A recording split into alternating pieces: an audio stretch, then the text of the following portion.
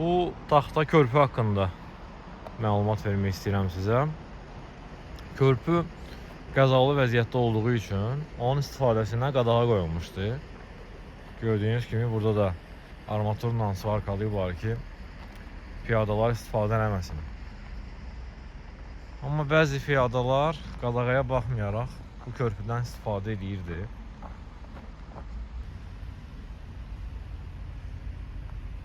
Qış boyu qar günlərlə yağdı və yığıldı bu körpünün üzərində və körpü təmizlənmirdi qardan. Və günlərin bir günü gördüyünüz bu şəkildə sökülüb dağıldı.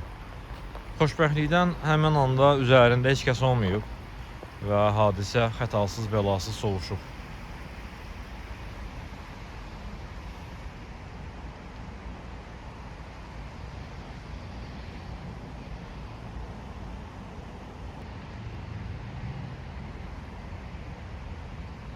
Bu çay Naxabenko çayıdır.